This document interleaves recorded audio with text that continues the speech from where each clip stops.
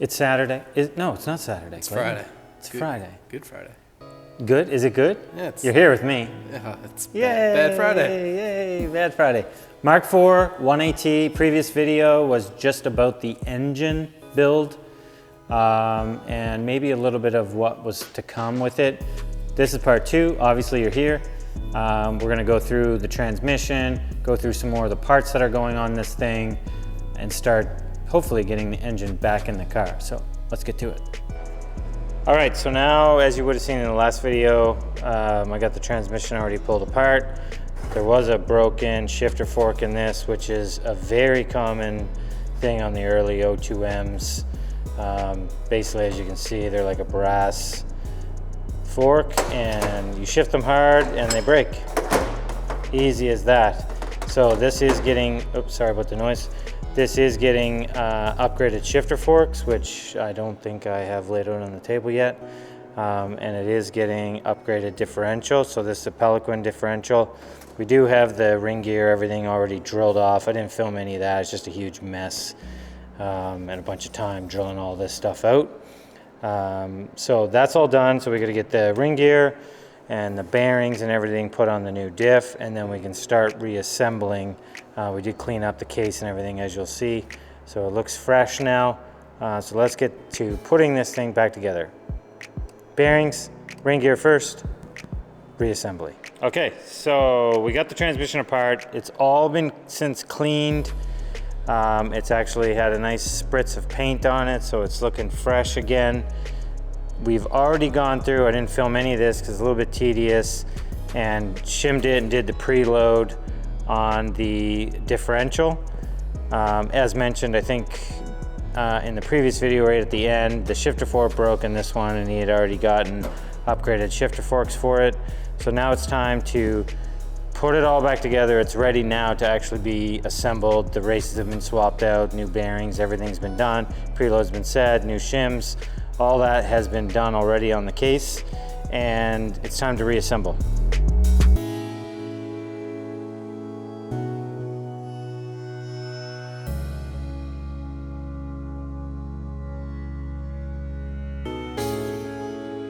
Clayton, put this in the middle of the video. We've seen a good rise in subscribers over the last couple of months. I'm just curious what brought you guys to the channel? Like, was it from Facebook? Was it from Instagram? Specific content you're searching? Let us know, all the new subscribers. We appreciate you guys. Thanks for following along. Get back to the video. All right, it's time to make these things all one. So the transmission is done, as you can see, all back together. We did spend a bunch of time measuring. They're basically with the twin disc clutch and this clutch master slave. There has to be certain clearance, basically an air gap between the pressure plate and the slave. We've gone through, done all the measurements for the proper shims and everything for this. We've swapped out the main seal for 034 main seal, and we're ready to put the flywheel and clutch assembly on and get the transmission on it so we can get it back in the car. I probably said that 20 times, but that's the goal for this thing. All right, clutch is on. Clutchmaster slave's been rebuilt. Time to put the transmission on here. All right, looking fresher than ever.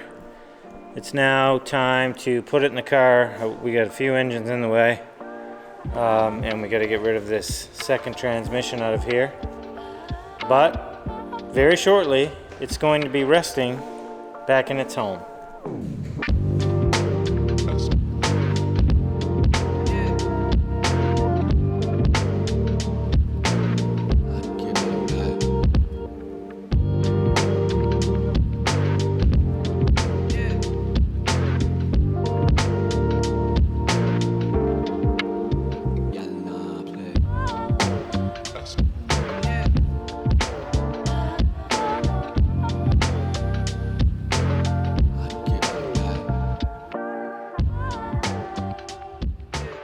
Sitting down, still dirty. Does it look good in there? It does look good. The engine's in. It's mostly wired now. All the hoses, Autobahn Auto Works hoses. It's a pretty good kit, actually, all in all. So most of the hosiery has been switched over. Hosiery? Yeah. Most of the hosers. Most of the hosers have been switched over. The obviously this isn't going to sit like that. It's going to be tilted down more. One thing we did notice, the wastegate basically hits the firewall in its current configuration. It doesn't basically hit the firewall. It does hit the firewall. It does? Yeah. Basically. No. Basically. Affirmatively. Affirmatively. So we might have to do something. I mean, it's just, as you would have seen in the previous early videos when the engine was out, there's an aluminum plate back there. So we might have to do some modifications to that to get it to fit. But it's coming along pretty nicely. We've already test fitted the intercooler and stuff on the rad support, but we're not putting that stuff back on until, you know, we get everything wired and buttoned up. Power steering pump and everything's still on, or is on now. He does have a new power steering reservoir, aftermarket one, that he has powder coated red also. Some things that we chatted about, I think, in the video was the radium surge tank. Okay, so next up is the fuel system. We're swapping out the entire fuel system on this car, and I'm putting in a radium surge tank. This thing can hold up to, I believe, 3 pumps in it. We're putting in 2 Walbro 525s in it, so this will be an ethanol car. This will give all kinds of fuel capabilities. I think one of these pumps is good for like 900 horsepower, naturally aspirated. Keep in mind, when you do ethanol and turbocharging and boost and all that, that affects all of this. However, 2 of those pumps will be more than adequate for the power goals in this. So we got to get this apart, probably set up a time lapse, all the fittings, everything. It comes with everything. So this is going to sit in the back of the car. The fuel pumps are going to be inside. And for those that don't understand what a surge tank is, essentially for track use, racing, circuit, whatever, this is always going to be filled with fuel. So the fuel pump feeds it, or sorry, the gas tank feeds this surge tank. Then the line goes to the front of the car for the fuel rail, and then the return line also feeds this, and then there's an overflow essentially that goes back to the tank. So at all times, the surge tank always has fuel in it, so you never have to worry about starvation or anything like that, because this thing is always jammed full of fuel, and the fuel pumps live right inside of it. So let's take this apart, start getting the fuel pumps in it. So as you've seen with the engines in and everything now, a bunch of the stuff that still remains to do on this thing, which you will see in upcoming videos. We do need to do all the fueling system, front to back, new AN lines, with the surge tank, new pumps. Filters. All of it. Basically, the whole entire fuel system is going to be replaced. And then once we get to that point, which again, you'll probably see in the next video, I have to fabricate the downpipe for it to match up to the exhaust. And the way that the wastegate goes, we'll just quickly show you guys. Let me get the firing under this thing. Oh, it's staying in it for now. Wastegate goes in here. As you can see, it hits the firewall, but I have to get a downpipe in and around here where my hand is. So there is room for it. It's just going to be extremely tight Will there. be the first time we have to fit a tight downpipe. Right, and some people mentioned in the last video they like seeing some fabrication stuff. We do put a good amount of fabrication stuff in the videos, but maybe just not the last recent content. I don't know, but you'll probably see some fabrication stuff on that.